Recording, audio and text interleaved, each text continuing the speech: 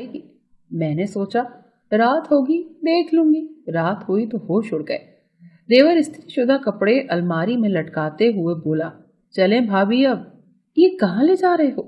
छोड़ो मुझे। मैं अपने बाजू छुड़ाते चिल्ला रही थी, लेकिन उसने मेरी बात ही ना सुनी। जुनैद, खुदा का खौफ करो। तुम्हारे भाई को पता चल गया तो क्या सोचेगा तुम्हारे बारे में? मैंने अपने देवर को अपने शौहर को खौफ दिलाना चाहा, लेकिन उसके सर पर तो जुनून सवार था। उसने मेरी एक न सुनी। वो मुझे बाजू से खींचता आगे बढ़ रहा था। मैं अपना पूरा जोर लगा रही थी, लेकिन खुद को छुड़ा नहीं पा रही थी। जुनैद, छोड़ दो मुझे, अल्लाह का वास्ता। मैं मिन्नतें कर रही थी, लेकिन उसे मुझ पर जरा रहम ना आया। वो मुझे खींच कर कमरे की जाने पे जा रहा था। खौफ से मेरा पूरा जिस्म कांप रहा था। दिल धक धक कर रहा था। आज तो मेरा शौहर भी घर पर नहीं था।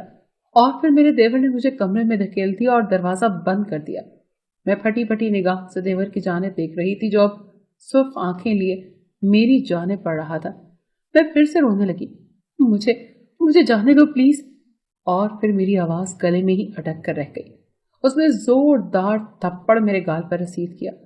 मैं तो हक्का बक्का रह गई। मुझे अपने देवर से ऐसी उम्मीद नहीं थी। अभी कल ही की तो बात थी जब देवर मेरे सामने नजरें झुकाकर रखता था। कभी उसने आंख उठाकर मुझे नहीं देखा था, और आज वो क्या करने जा रहा था मेरे साथ। ये सोचकर ही मेरी रूह तरस गई और मैं अपनी साबका जिंदगी के बारे में सोचने लगी कि ऐसी कौन सी गलती हो गई थी मुझसे जो देवर मुझे यहाँ तक ले आया। मेरी शादी ऐसे इंसान से हुई थी जिसका आगे पीछे कोई नहीं था सिवाय एक छोटे से भाई के। न बाप, न माँ, न कोई बहन, न रिश्तेदार। जब मेरा रिश्ता आया तो मैं बहुत खुश थी। लड़का अच्छी जॉब करता था। मुझे सास नंदों की टेंशन नहीं थी, चुनाचा मैंने हाँ कर दी। मैं अपनी शादी पर बहुत खुश थी। सब कुछ मेरे मुताबिक हुआ था। मेरा शौहर अच्छा इंसान था। वो ज्यादातर मसरूफ रहता था। मेरा एक 14-15 साल का देवर था जो स्कूल में पढ़ता था। मेरे शौहर ने बताया कि इसकी गैर मौजूदगी में सारा काम देवर करता है। वो सुबह उठकर अपने लिए और अपने बड़े भाई के लिए नाश्ता बना दिया करता था। इतवार वाले दिन मशीन लगाकर कपड़े धो देता। 2 दिन बाद मेरे पूरे घर की सफाई कर देता। शाम का खाना बाहर से ले आता। वो पढ़ने में भी अच्छा था, इसीलिए रात को अपने लिए चाय बनाता तो अपने भाई के लिए भी बना लेता। मैं ये सब सुनकर हैरान रह गई। वो सीधा साधा मासूम सा लड़का काफी मेहनती था। फिर मेरे शौहर ने मेरा हाथ थामते हुए कहा कि मेरा भाई बहुत छोटा था जब माँ बाप एक हादसे में हमें छोड़कर चले गए। अपना और अपने भाई का पेट पालने के लिए मैं काम करने लगा। मेरे भाई को कभी माँ बाप का प्यार नहीं मिला। वो अल्लाह के करम से पल गया और अब मुझे संभाल रहा है। मैं बस पैसे कमाता हूँ, लेकिन घर कैसे बनाते हैं ये मेरे 14-15 साल भाई को अच्छे से पता है। अब तुम आ गई हो ना, तो इसका ख्याल रखना। इसे अपने छोटे भाई या बेटे जैसी मोहब्बत देना। मैंने ये सब बातें खामोशी से सुन ली और अपने शौहर से कहा कि फिक्र मत करें और मैं सब संभाल लूंगी। लेकिन सच बात तो ये थी कि मुझे थोड़ा गुस्सा आया कि मेरा शौहर अपने भाई की तारीफें ही किया जा रहा है। खैर, अगले दिन मेरी आंख देर से खुली। देखा तो शौहर जा चुका था। मैं बाहर आई तो देवर को किचन में चाय बनाते देखा। आजकल उसके इम्तिहानात हो रहे थे और वो खूब दिल लगाकर पढ़ रहा था। उसे देखकर मेरे जहन में ख्याल आया और मैंने फौरन अमल करना जरूरी समझा। जुनैद, मैंने उसे प्यार से पुकारा। जी भाभी। उसने फौरन अदब से जवाब दिया। उसकी नजरें झुकी हुई थी। उसके चेहरे पर मुझे खौफ दिखाई दे रहा था। मैंने सुना है तुम नाश्ता बहुत अच्छा बनाते हो। मैं भी तुम्हारे हाथ का नाश्ता करना चाहती हूँ। मुझे कराओगे नाश्ता?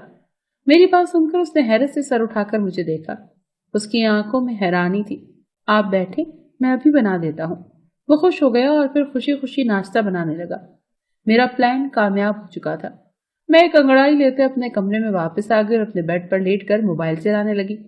10-15 मिनट के बाद ही जुनैद गर्मा गर्म नाश्ते के साथ हाजिर हो गया। मेरी भूख तो एकदम से बढ़ गई। खुशबू तो बहुत अच्छी आ रही थी। मैंने तारीफ करते हुए कहा, भाभी आप पहले खाकर देखें फिर बताइएगा कि ये पराठा कैसा बना है, और ऑमलेट भी। उसके चेहरे पर मासूम बच्चों जैसी मुस्कान थी। मैं दिल ही दिल में हंस दी। वो चला गया और मैंने खूब अच्छे से नाश्ता किया। इसके बाद मैं फिर सो गई। जब उठी तो लंच टाइम था। गर्मियों का मौसम था और अब मेरा कुछ भी बनाने को दिल नहीं कर रहा था। मैं कुछ सोचते हुए कमरे से निकली और जुनैद के कमरे की तरफ बढ़ी। वो पढ़ रहा था। मैंने उसे कहा कि नाश्ता तो बहुत अच्छा बना था। अब ऐसा करना, लंच भी तुम बनाना। बिरयानी बना लेना, तुम्हारे भाई भी शौक से खाते हैं और मैं भी तुम्हारे हाथ की बिरयानी चख लूंगी। इसके बाद तो सारा काम मैंने ही करना है। ये बात सुनकर उसके चेहरे पर परेशानी उभरी। भाभी, वो दरअसल मेरा कल पेपर है। خیر چلے، میں کوشش کرتا ہوں۔ میں جانتی تھی وہ میری بات ٹال نہیں سکتا، اور ویسے بھی اس نے پڑھ لکھ کر کون سا افسر لگ جانا ہے۔ اسے بریانی کا بول کر میں اپنی دوست کے ساتھ شاپنگ پر چلی گئی۔ 3 گھنٹے بعد لوٹی تو سارا گھر چمک رہا تھا۔ میں سمجھ گئی کہ صفائی میرے دیور کی کمزوری تھی، وہ گھر کو گندا نہیں دیکھ سکتا تھا، اور پھر میری یہی روٹین چل نکلی۔ اکثر شوہر بنا ناشتہ کیے چلا جاتا، اکثر میں اسے بنا دیتی اور اکثر میرا دیور۔ اسے میٹرک کے پیپر ہو گئے تھے اور اب وہ فری ہوتا تھا تو سارا گھر کا کام بھی وہی کرتا تھا، کیونکہ میں تو ناشتے کے فوراً بعد سو جاتی اور اٹھ کر اپنے کمرے کی صفائی کر لیتی۔ شام کا کھانا بھی دیور بناتا اور شوہر کے آنے پر میں روٹی بنا لیتی اور چائے بھی، جس سے شوہر کو لگتا کہ سارا کام میں کرتی ہوں۔ ہفتے بعد کپڑے میرا دیور دھو دیتا، وہ خاموشی سے سارے کام کر لیتا۔ میرا دیور اب کالج جانے لگا، اس کا قد کاٹ مزید لمبا ہو گیا، لیکن ابھی میں اس سے کام کرواتی تھی۔ اسے کہنے کی ضرورت نہیں پڑتی تھی، اب وہ اکثر دیر سے گھر آتا تھا۔ ایک دن وہ میرے پاس آ کر کہنے لگا کہ کل میں نے فیس جمع کروانی ہے، آپ رات کو بھائی سے بات کر لینا، میں ذرا دیر سے گھر آؤں گا۔ اس کی بات سن کر میری بھویں سکڑ گئیں کہ اب اسے پیسے دینے تھے۔ کالج کی فیس کم از کم 1 لاکھ تو ہوگی نا، اور میں ایسا بالکل بھی نہیں چاہتی تھی کہ میرا شوہر فضول میں اتنے پیسے اپنے بھائی کو دے دے۔ چنانچہ میں نے شام کو شوہر کو بتایا ہی نہیں، اور صبح ہوئی تو دیور نے فیس کا پوچھا۔ میں نے جھوٹ بولا اور کہا کہ تمہارے بھائی کہہ رہے تھے کہ ہاتھ ابھی تنگ چل رہا ہے، اسی لیے پیسوں کا انتظام نہیں ہو سکا۔ یہ سن کر دیور پریشان ہو گیا، اس کا منہ لٹک گیا اور وہ خاموشی سے چلا گیا۔ میں نے سکون کا سانس لیا اور اس کے بعد دیور نے دوبارہ شوہر سے کوئی بات نہ کی۔ وقت گزرتا گیا، میں بھی اپنی زندگی میں مصروف ہو گئی اور دیور بھی۔ البتہ جس دن جس وقت مجھے دیور فارغ ملتا اس سے کام پر لگا دیتی۔ مجھے شروع ہی سے کام کرنے کی عادت نہیں تھی، بلکہ یوں کہہ لیں کہ میں کام چور تھی۔ میں نے سوچا تھا سسرال جا کر نوکرانی رکھ لوں گی، لیکن یہاں مجھے مفت میں کام کرنے والا دیور مل گیا تھا، اسی لیے اب نوکرانی کی بھلا کیا ضرورت تھی۔ جس دن شوہر گھر ہوتا میں طبیعت خراب ہونے کا بہانہ بنا لیتی اور شوہر اس دن کھانا باہر سے لے آتا۔ میں بالکل ویسی زندگی جی رہی تھی جیسی میں چاہتی تھی۔ میرا دیور اب رات کو 10-11 بجے واپس آتا اور صبح جب میں اٹھتی تو کچن صاف ستھرا ہوتا، کیونکہ رات کو دیور سارے برتن دھو کر اور کچن صاف کر کے سوتا تھا۔ مجھے کہنے کی ضرورت نہیں پڑتی تھی۔ ایک دن میرے شوہر نے دیور سے پوچھ لیا کہ تم رات گئے تک کہاں رہتے ہو؟ اس پر دیور نے کہا میں ٹیوشن پڑھاتا ہوں۔ دیور نے اسپاٹ سے لہجے میں جواب دیا اور چلا گیا۔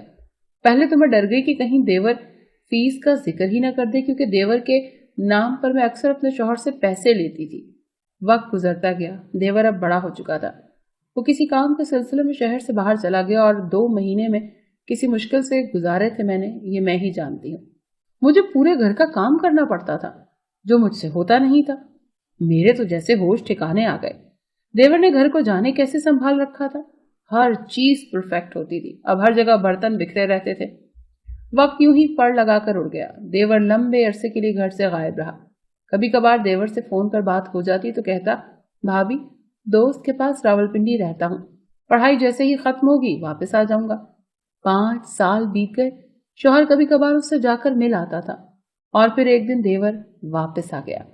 میں پہلی بار اس کے گھر آنے پر خوش ہوئی، میں نے اس کی خوب آؤ بھگت کی، اچھا کھانا کھلایا اور اس کا ہر طرح سے خیال رکھا۔ دیور بھی بہت خوش نظر آ رہا تھا، وہ پہلے سے کافی نکھر گیا تھا۔ شام ہوئی تو میں نے دیکھا دیور اپنے کپڑے استری کر رہا تھا۔ میں نے اسے کہا کہ میری طبیعت ٹھیک نہیں ہے، آج تم اپنے بھائی کے بھی کپڑے استری کر دو۔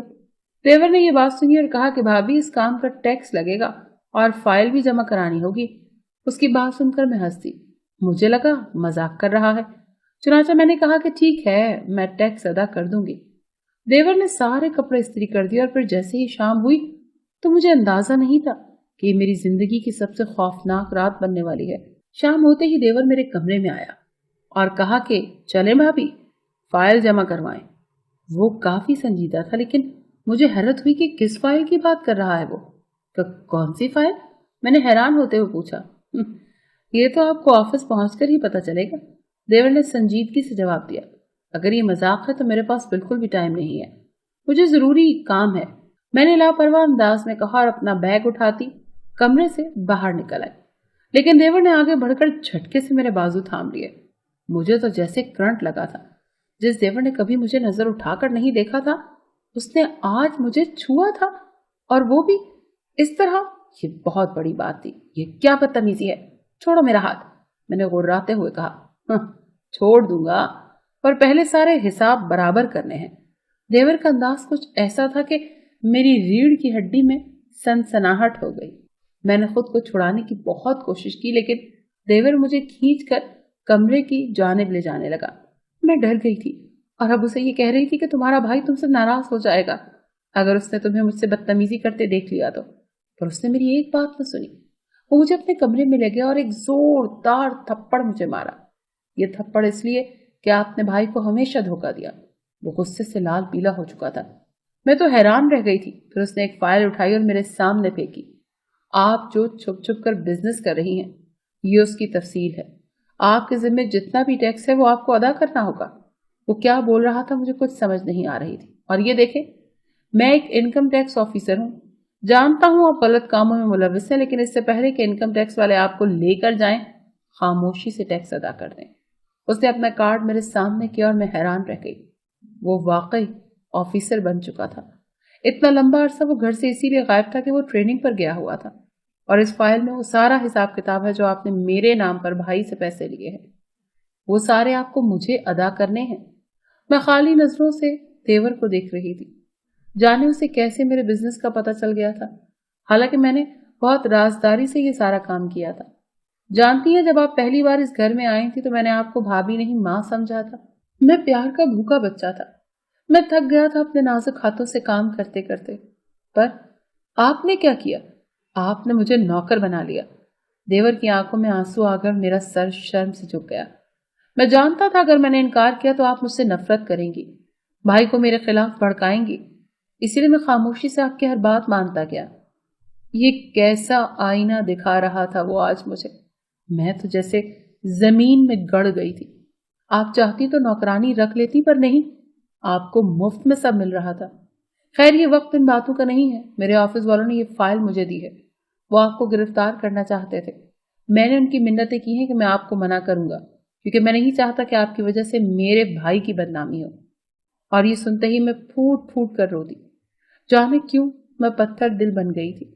میرے اندر لالچ آ گیا تھا۔ میں نے اپنی دوست کے کہنے پر شوہر سے چھپ کر بزنس شروع کر لیا، لیکن میں جانتی تھی یہ غلط کام تھا، پر لالچ نے مجھے اندھا کر دیا۔ اب وقت یہی تھا کہ میں توبہ کر لیتی، اپنے دیور سے بھی معافی مانگ لیتی اور سارے پیسے اسے دے دیتی۔ چنانچہ میں نے ایسا ہی کیا۔ سارا حرام کا پیسہ انکم ٹیکس والوں کو دے دیا، دیور سے معافی مانگی۔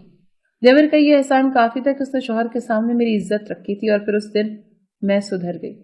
پیسہ تو آنی جانی چیز تھی، اصل چیز تو رشتے تھے، جو میں اب کھونا نہیں چاہتی تھی، نہ شوہر کو، نہ اپنے بھائیوں جیسے دیور کو۔